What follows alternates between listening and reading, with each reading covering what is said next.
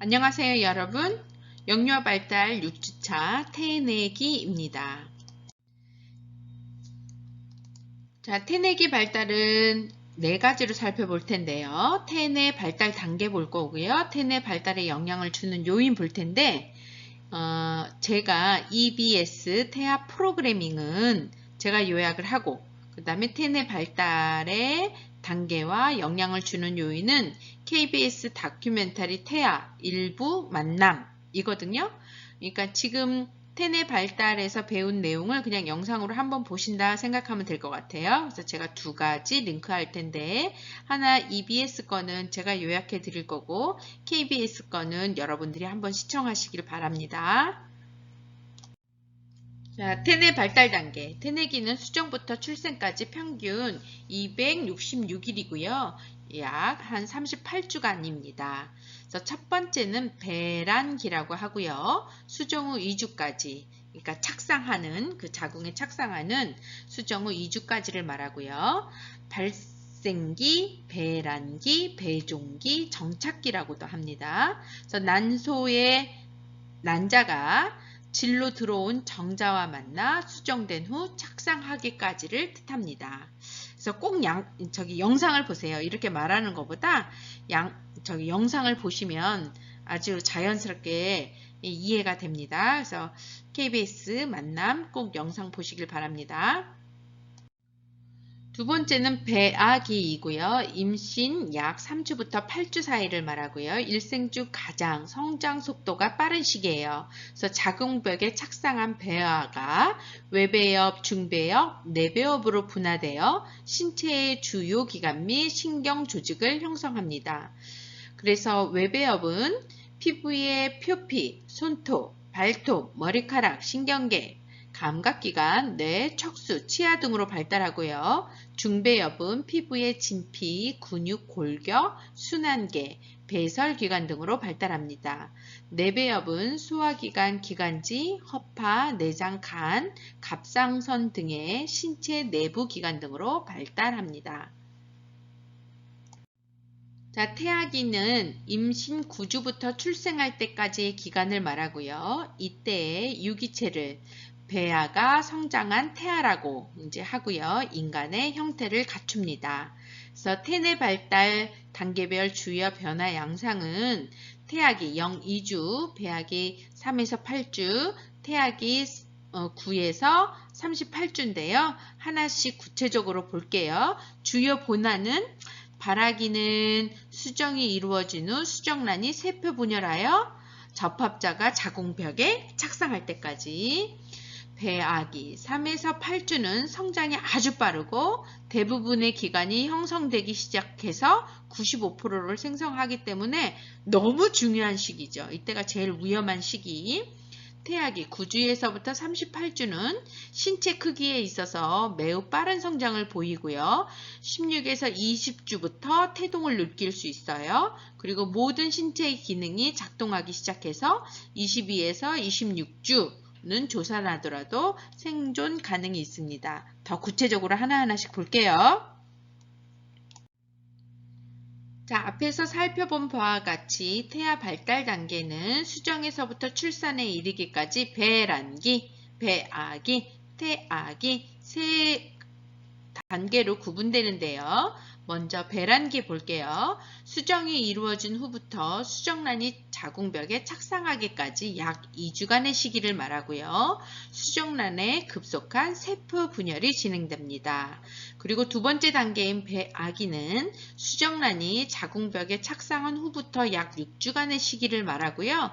2주에서부터 한 8주 사이를 말합니다. 배아는 자궁벽으로부터 영향을 얻어 계속 성장하고요. 주요 신체기관과 조직, 신경계의 대부분이 형성되어 약 95%가 형성되기 때문에 이 시기가 가장 중요하다.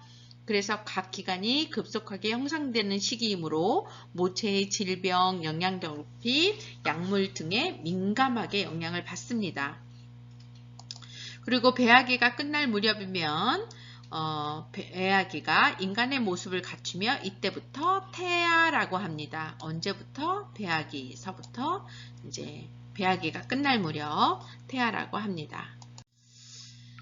자, 태아의 발달은 수정 후 한 3개월부터 출산 시기까지를 말하는데요. 임신 3개월, 만 8에서 11주, 임신 4개월에 이르면 성인에게서 발견할 수 있는 모든 신체 각 부위가 형성되고요. 움직임이 나타나며 소화기관이 발달하기 시작합니다.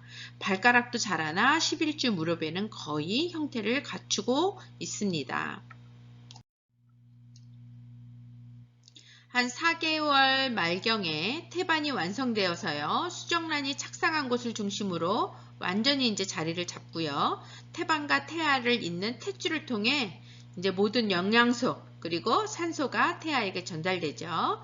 태아의 크기가 현저하게 변화하며 뇌가 급속히 성장합니다. 12주경이면 외부 생식기의 차이를 통해 초음파로 태아의 성별을 감지하는 것이 가능하고요. 태아의 심장 소리를 들을 수 있습니다. 언제요? 12주경. 그리고 임신 5개월 정도에 이르면 땀샘이 발달하여 피부가 두꺼워지고 전신에 솜털이 돋고요. 머리카락, 눈썹, 손톱, 발톱이 생깁니다. 손발과 전신 운동이 활발해지고요. 손발을 구부렸다 폈다 하면서 양수 속에서 힘차게 돌아다녀요. 그래서 출산 경험이 있거나 예민한 사람은 좀 더 빨리 뱃속의 태아가 움직이는 느낌을 받을 수 있습니다. 임신 6개월이면 눈 기능이 발달하고 빛에 반응하고요. 심장 박동이 뚜렷해지고요. 각 기관의 작동도 활발해져서 양수를 삼키기도 하고 신장에서는 묽은 소변을 배설하기도 하며 재채기와 딱꾹질도 할 수 있습니다. 태지, 특히 양수 속에 잠겨있는 태아의 피부 손상을 막고 분만 때의 아기가 순조롭게 나오게 해주는 게 뭐라고요? 태지. 태지의 분비가 이제 이루어집니다. 그래서 양수의 양이 늘어나 태아의 운동이 더욱 활발해져 태동이 더욱 확실해지는 시기입니다. 임신 7개월이면 근육, 신경계, 순환계 조직이 거의 완성되어 조산하더라도 생존할 수 있습니다. 언제요? 임신 7개월경. 임신 8개월이 되면 태아는 빛과 소리에 급격히 반응하며 운동이 적극적으로 지속되고요. 놀라는 반사를 보이고요. 근육이 발달해 몸 전체가 단단해지고 피하 지방이 붙기 시작해요. 그래서 이 시기에 늘어난 지방층은 체온 조절을 돕습니다. 청각이 거의 완성되어 엄마가 하는 얘기나 외부의 소리에 반응을 보이며 몸을 움직이기도 합니다. 그래서 임신 8개월 태아와 대화하는 거죠. 임신 9개월의 태아는 운동이 활발하고 근육에 자극을 주면 반응을 하고요. 두개골이 부드러워지고 배고프거나 불편할 때 울 수도 있어요. 그리고 임신 10개월 정도 되면 손톱이 길게 자라고요. 지방이 계속 축적되며 출생할 준비를 다 합니다. 그래서 36주경 대부분의 태아는 머리가 아래로 내려가는데 이러한 형태는 자궁 내에서 가장 많은 공간을 확보하게 해주며 출산을 용이하게 돕습니다. 자, 그리고 태내의 발달에 영향을 주는 요인 살펴볼 텐데요. 먼저 유전적인 이상 볼게요. 우리의 유전체 염색체는 1번서부터 22번까지는 상염색체라고 하고요. 23번 염색체를 무슨 염색체? 성염색체라고 해요. 그래서 이것으로서 여성이냐 남성이냐가 결정되는 거예요. 다시 한번 우리의 염색체는 두 가지로 구분할 수 있는데 1번서부터 22번을 상염색체, 23번을 성염색체, 그래서 남성과 여성을 구분하는 염색체다 라고 이해하시면 되고요. 먼저 성염색체 이상으로 생기는 거 한번 볼게요. 터너 증후군 X5예요. X가 하나만 있는 것, 하나만 있는 것을 말하는 거고요. 총 45개의 염색체. 그래서 외견상으로는 여성이지만 여성 호르몬 분비를 못하고요. 2차 성징이 안 되고요. 난소 기능이 안 되는 거. 그걸 뭐라고요? 터너 증후군이라고 합니다. 그리고 클라인펠터 증후군은 자, 보세요. X가 여성인데 뭐가 더 붙었어요? Y가 붙었네요. X가 하나 더 있네요. 남성이나 Y가 있기 때문에 남성이나 X가 더 있는 것을 말하는 거고요. 남성의 특징은 약하고 여성적 2차 성징이 나타나요. 그러나 생식은 불가능합니다. 자, 세 번째로 초웅증후군이라고 하는데요. 잘 보세요. X, Y, Y죠? Y가 하나 더 있네요. 그래서 이것을 거대 남성 증후군. 그래서 X가 더 있고요. 평균보다 키, 치아 이런 것들이 크게 나타나고 지능이 낮습니다. 그래서 우리 그런 영화 같은 경우 보면 남자인데 너무 거대하고 좀 무식하게 나오는 그런 캐릭터들 있잖아요. 그런 사람을 거대 남성 증후군. 자, 이거는 혈우병인데요. 혈액이 혈판 밖으로 나와 일정 기간 경과한 후에도 응고되지 않고 계속 출혈을 하는 증상인데요. 남성과 여성 모두 혈우병의 유전인자를 갖고 있지만 여성에게는 발병하지 않고 남성에게만 발병하는 그런 병입니다. 혈우병. 이어서 페닐케톤 요증인데요. 필수 아미노산의 일종인 페닐알라닌이라는 단백질 분해 요소 결여로 발생하는 걸로 페닐알라닌은 뇌에서 세포를 손상시켜서요. 과민성, 활동 과다, 경련 발작성, 그다음에 심각한 지적장애를 일으킵니다. 갈락토세미아는 우유 속에 있는 당분을 소화시키는 효소가 결핍되어 발생하는 것으로서 황달, 구토, 백내장, 영양실조 등의 결과를 초래합니다. 그리고 아이삭스병은 뇌세포의 지방을 분해하는 효소의 결핍으로 중추신경계가 붕괴되어서요. 경련성 발작을 일으키고 심한 경우 실명, 청각상실이나 직적장애를 유발하는 장애인데요. 출생 시에는 정상으로 보이지만 6개월 후부터 발달 지체 현상을 보이고 대개 초등학교 입학 전에 사망한다고 합니다. 마지막으로 적혈구 빈혈인데요. 적혈구 속에 비정상적인 헤모글로빈이 적혈구의 모양을 변형시킨 거예요. 그래서 모양의 변형으로 정상 적혈구보다 수명이 짧기 때문에 적혈구의 수가 모자라 빈혈이 원인이 되고 신체로 산소를 운반하지 못하기 때문에 이제 목숨을 잃게 됩니다. 적혈구 빈혈. 지금까지 태내 발달에 영향을 주는 요인, 유전자에 관련된 거 봤고요. 두 번째로서는 환경 요인에 대한 이상인데요. 첫 번째로는 연령으로서 산모의 연령이에요. 한 18세서부터 35세 때 임신을 했을 때 건강한 자녀가 태어날 수 있고요. 이제 한 40세 이상 넘으면 다운 증후군 아이를 가질 확률이 높다. 입니다. 그리고 산모의 영양, 고른 영양, 철분, 특히 철분이 더 많이 필요하다라는 거. 그리고 산모의 정서 상태, 경제적, 부부관계, 자녀수 등 이런 모든 것들이 이제 정서 상태에 영향을 미치고요. 산모의 질병으로서는 풍진, 후천성 면역 결핍증, 그리고 매독, 당뇨 이런 것들이 아이한테 영향을 미칩니다. 약물로는 탈리도미드, 그 다음에 호르몬제, 코카인 이런 것들이 우리 태아에 영향을 미칩니다.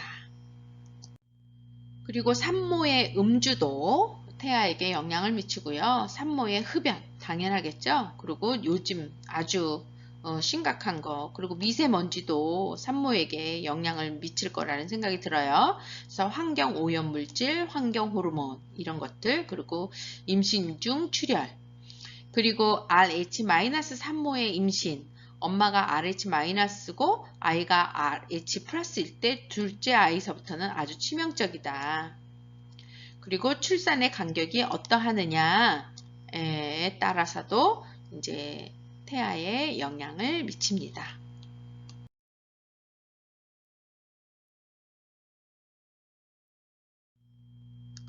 자, 이거는 EBS 다큐프라임 퍼펙트 베이비를 통해서 태아 프로그래밍, 엄마 뱃속에 있을 때 엄마의 정서 상태와 엄마의 영양 상태가 아이에게 미치는, 아이가 프로그래밍을 만든다 이거죠.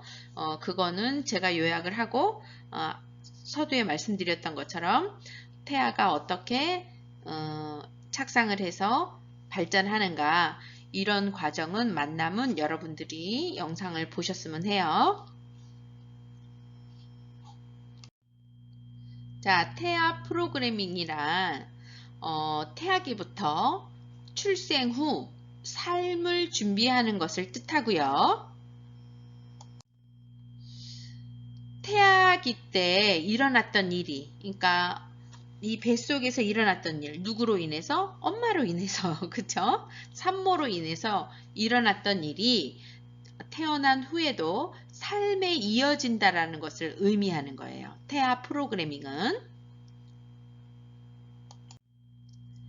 그래서 임신 중 다이어트가 좋지 않은 이유에 대해서 설명하고 있어요. 그래서 임신 중 다이어트가 태아에게 어떻게 영향을 미치느냐. 특히 요즘 엄마들이, 여기 엄마들 고백처럼 저는 거의 15kg에서 20kg가 늘었다라는 거예요. 결혼을 하신 분은 아시겠지만 임산 후 아이가 자라는데 아이가 자라는 양보다 더 자기가 불어난 모습을 보면서 거울도 보기 싫고 자기 외모에 대해서 너무 신경을 쓰게 되는 거죠. 그러다 보니까 임신 중 다이어트를 실시하게 되는데요. 그래서 임신 중 다이어트가 태아에게 미치는 영향, 또한 태어난 이후의 영향을 이제 말해주고 있는 건데요. 테사 로즈붐이라는 이 박사님이 연구를 했어요. 어떤 연구를 했냐면, 지금은 엄마들이 원해서 자기 몸매가 미워서 다이어트를 하지만 그와 다른 상황이었지만 어쩔 수 없이 임산부가 못 먹게 되었을 때 그때 태어난 사람들을 추적 조사한 거예요. 한 예로 세계 2차 대전 때 배고픈 겨울을 보낸 네덜란드의 임산부와 그 아기들을 추적했어요. 근데 2차 세계대전 그 당시 출생 기록을 찾아서 조사해 보니까 그 2차 그 전쟁 당시에 태아했던 사람들 중에 중년이 이제 됐을 거 아니에요. 유독 비만, 당뇨, 심장 질환 환자들이 많았다. 그 시대 사람들이. 그래서 태아 때 배고픔을 느끼면 저체중아로 태어날 가능성이 크고요. 성장하면서 비만, 당뇨 등의 성인병에 걸릴 확률이 높다라고 얘기를 해요. 조사를 해보니까. 그래서 몸에 비축하려고 하는 성질을 갖게 되기 때문에 그러는데요. 즉 지방세포 분해 유전인자가 차단되어 정상적인 유전자와 다른 양상을 보이는 거예요. 그러니까 못 먹으면 태아는 자꾸 먹으려고만 하는겠죠.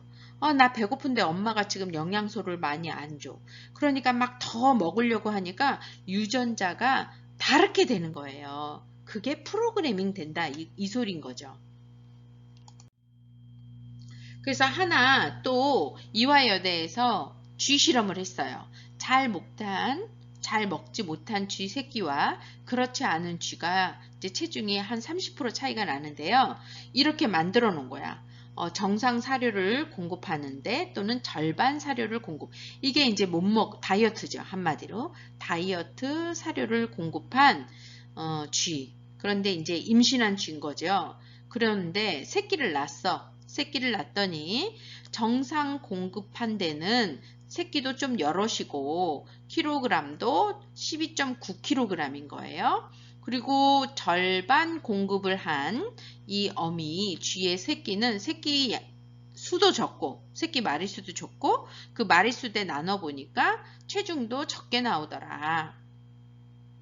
그래서 이런 체중의 이 새끼 쥐들을 따로 놓고 정상 공급해서 태어난 쥐 새끼 조금 그 먹이를 조금 준 배고픈 엄마에서 태어난 쥐의 새끼들을 이렇게 따르게 놓고요. 먹을 양을 두 번째로는 같은 먹이 환경을 같이 한 후 성장 과정에서 이렇게 저체중 쥐들의 이제 체중을 이렇게 달아보고 이제 혈압을 채취하면서 봤더니 저체중 쥐가 콜레스테롤 수치가 높았고 비만을 높이 보이더라. 이게 무슨 일이에요?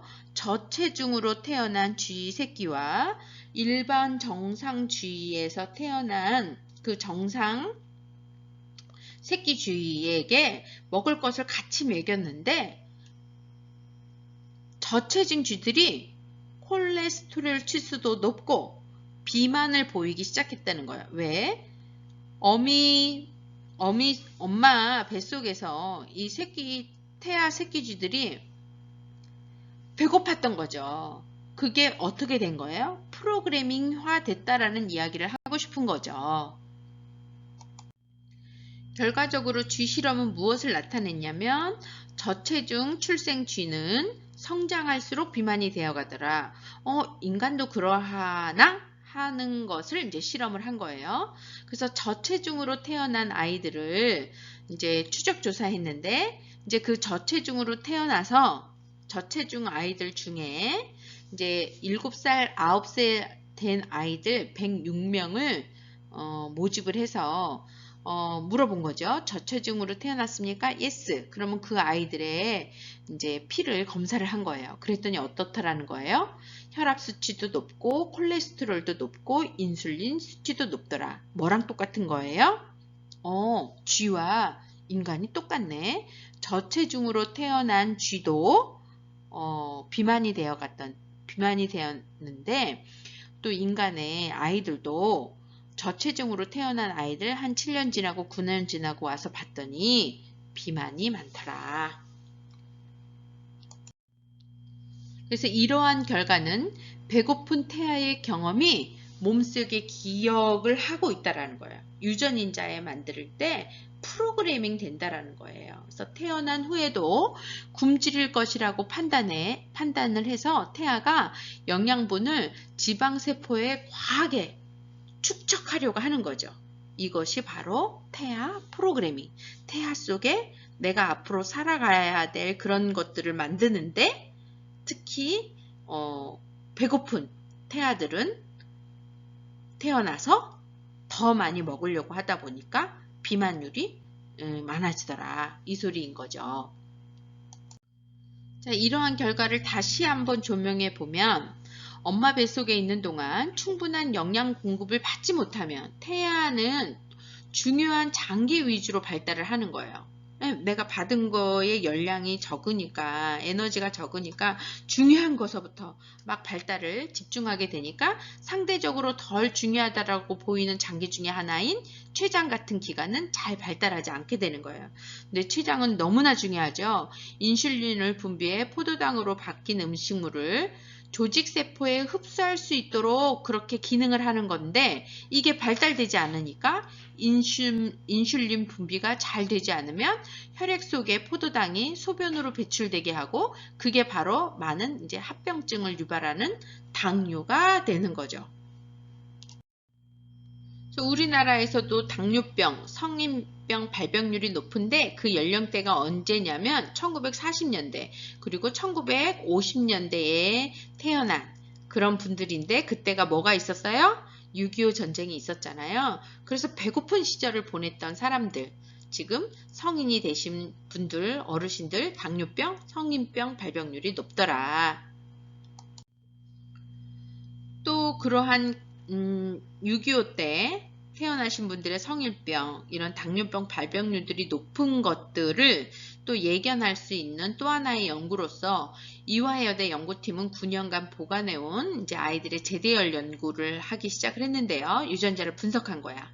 근데 어떤 아이, 저체중아, 미숙아, 특히 저체중아는 출생 시 2.5kg 미만인 아기, 미숙아는 저체중아 중에서도 임신 37주 이전에 태어난 아기, 그러니까 작게 태어난 아기인 거잖아요. 그래서 그런 저체중 아기와 보통 아기의 DNA를 비교했더니 지방을 분해하는 유전자 기능을 차단하게 하는, 그러니까 지방을 분해해야 되는데 지방을 분해하는 그런 유전자를 차단하게 됐다는 거예요. 그 유전자 차단하는 게 POMC라는 유전자 안에 POMC가 이렇게 붙어져 있어야 되는데 그래서 이게 지방을 분해하는데 이거 자체가 없어졌다는 거예요.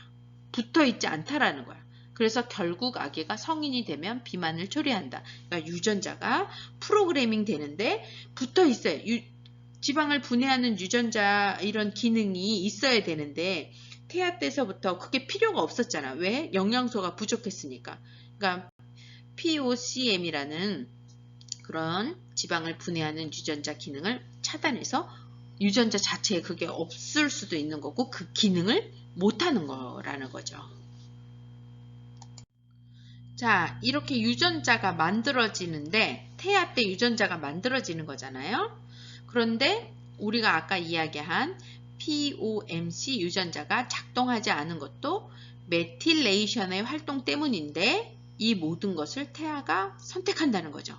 그 만들어지는 과정에. 왜? 즉 필요 없어진 유전자의 기능을 꺼버린다는 거죠. 그러니까 지방을 분해할 필요도 없는 거야. 얘는 배고프니까. 그쵸. 그 기능을 꺼버려서 안 쓴다는 거지. 그래서 DNA 안에 유전자는 존재하지만 메틸기라고 하는 체내 분자의 활동에 의해서 유전자 작동이 멈추는 현상. 그래서 그것을 DNA 메틸레이션 현상이라고 한다는 거죠. 그래서 이러한 연구들은 후성 유전학을 발전시켰는데요. 후성 유전이라는 것은 DNA 메틸레이션과 같은 생화학 작용에 의해 한 번 바뀐 유전 정보가 다음 세대로 유전되는 현상을 말하는데요. 그래서 이것을 후성 유전이라고 해요. 그래서 후성 유전으로 인한 유전자 작동에 문제가 생기면 당뇨, 심장질환, 암 등의 다양한 질병이 일어날 수 있다는 거예요. 그러니까 태아 속에 엄마의 건강이, 산모의 건강이 태아에게 고스란히 간다라는 말. 근데 태아가 스스로 유전자를 선택한다라는 거. 그 기능을 더 할지 더 하지 않을지 아기가 선택한다는 거예요. 너무너무 그 산모의 영향이 중요하다라는 것을 강조하고 있는 거죠. 앞서 이야기한 거는 엄마의 건강, 엄마의 먹거리, 태내 환경이었다면 두 번째로는 엄마의 감정. 감정도 매우 영향력이 있다. 엄마의 감정을 태아가 그대로 느낀다는 거예요. 그래서 엄마가 드라마를 보면서 느끼는 감정에 따른 태아의 움직임을 이제 초음파로 감지를 한 거예요. 그럴 때 기쁠 때는 어떻겠어요? 아기도 막 즐겁게 움직이고 슬플 때는 어떻겠어요? 잘 움직이지 않는다라는 거예요. 이러한 결과는 엄마의 스트레스가 태아에게 매우 좋지 않다. 이러한 걸로 보여지는 거죠.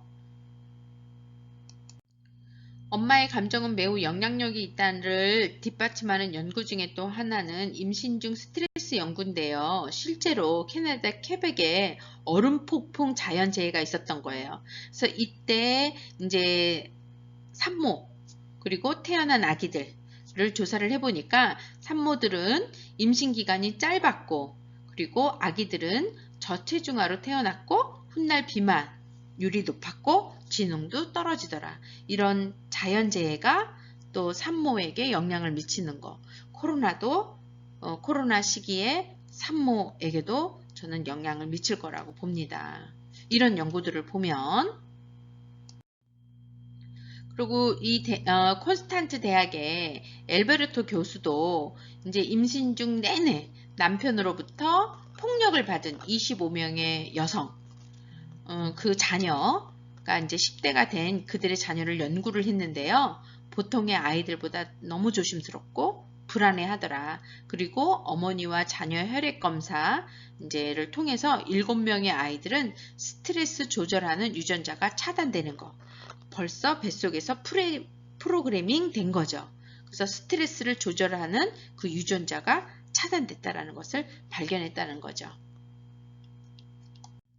그러니까 지금까지 살펴본 것은 현대에는 임산부가 자신의 외모 때문에 다이어트를 해서 다이어트가 위험하다. 태아한테 영향을 미친다라는 것을 보여줬고 우연치 않게 전쟁으로 못 먹어서, 산모가 못 먹어서 저체중아로 태어난 아이들을 추적해서 봤더니 성인이 되었을 때 그러한 성인병이 많이 걸렸고, 또 쥐 실험을 통해서도 우리가 보았고, 그 다음에 자연 재해로 못 먹게 된 그런 산모들의 자녀들도 똑같은 결과를 초래했고, 또는 정서적으로 엄마의 정서가 아이한테 고스란히 가는데, 특히 임산부 때 남편으로부터 폭행당한 그런 임산부가 출산한 자녀를 봤을 때도 그런 영향을 미친 것을 봤잖아요. 근데 거기에서 끝나면 우리한테 희망이 없잖아요. 그러니까 과거에 임신했을 때 태아에게 해로운 영향을 끼쳤다고 해서 자책할 필요는 없다. 이렇게 의사 선생님이 말씀하세요. 어떻게 해야 돼요? 우리 인간에게는 놀랄만한 유연성, 회복 탄련성, 유연성이 있죠. 그래서 만약 이런 유연성이 없다면 인간은 멸종하고 말았겠다라고 이제 이야기를 합니다. 자, 희망이 있는 것 중에 하나는 태아 속에 결핍이 느껴졌을 때, 영양소의 결핍이 느껴졌을 때 자기가 프로그래밍 만들면서 스위치를 껐잖아요. 태아가 스스로 껐듯이 또 꺼진 스위치를 켤 가능성도 있다. 누가? 태아가. 네. 그런 가능성으로 인해서 우리는 유연성이 있다라고 이야기를 하고 미래가 있는 거죠. 건강하게 자랄 수 있다라고 이야기를 하는 겁니다. 그래서 다큐 프라임 퍼펙트 베이비 일부 태아 프로그래밍 제가 이제 간단하게 말씀드렸는데요. 산모의 그 영양, 그리고 산모의 그 정서, 이런 것들 너무 중요하다라는 거죠, 한마디로. 그리고 태아가 결정하고 또는 스위치를 끄고 또는 스위치를 끄거나 켤 가능성도 있고, 운동을 하거나 이제 후반부에 그런 이야기들이 나옵니다. 운동을 하고 관리를 하면 건강하게 잘 클 수 있다. 그러니까 첫 번째로는 임신을 했을 때 엄마의 건강, 그리고 정서 건강, 이런 거 너무 중요하다라는 거. 그리고 혹시 잘 못했지만 태어나서도 너무 자책하지 말고 태어나서 건강하게 운동하고 먹는 것에 신경을 쓰면 건강하게 잘 클 수 있다 라는 그런 이야기예요. 그래서 한번 영상 후 보셨으면 하고요. 태아기 너무 좋다, 너무 중요하다라는 거, 임산부 너무 중요하다라는 거, 그런 걸 말씀드리고자 이제 태아 프로그래밍 한번 요약해 봤어요. 문제 5개 풀어볼게요. 자, 태내기 발달에 관한 설명으로 옳지 않은 것. 1. 배아기는 수정 후 약 2주에서 8주 사이를 말하고, 두 번째, 임신 16주경이 되면 산모는 태아의 움직임을 알 수 있고, 3번은 터너 증후군, 클라인펠터 증후군은 염색체 이상으로 나타나는 거고, 네 번째는 일반적으로 임신 3개월 혹은 13주가 되면 조산아의 생존이 가능하다? 어떤 건가요? 네, 4번이죠. 조산하더라도 생존하려면 적어도 임신 22주에서 26주 정도부터입니다. 두 번째 퀴즈고요. 태아기의 유전적 요인에 의한 발달장애의 설명으로 옳지 않은 것은 혈우병은 X 염색체의 열성 유전인자에 이제 기인한다. 두 번째, 터너 증후군은 X의 염색체를 하나만 가진 여성에게만 나타난다. 세 번째로는 클라인펠터 증후군은 X의 염색체를 더 많이 가진 남성에게 나타난다. 네 번째, 다운 증후군은 23번 염색체가 하나 더 있어서 염색체 수가 47개이다. 자, 다운 증후군은요, 23번이 아니라 21번에 이제 염색체가 하나 더 있어서 염색체 수가 47개인 것을 말합니다. 그래서 4번이에요. 자, 3번. 태아기의 특성으로 옳은 것은 배란기는 수정 후 약 2주에서 8주 사이를 말한다. 배아기는 수정 후 약 2주간의 시기를 말한다. 일반적으로 8주에서 11주 정도의 태동을 느낄 수 있다. 임신 5개월에는 머리카락, 눈썹, 손톱, 발톱이 생긴다. 어떤 거죠? 4번 임신 5개월에는 손톱, 발톱 예, 이런 것들이 생깁니다.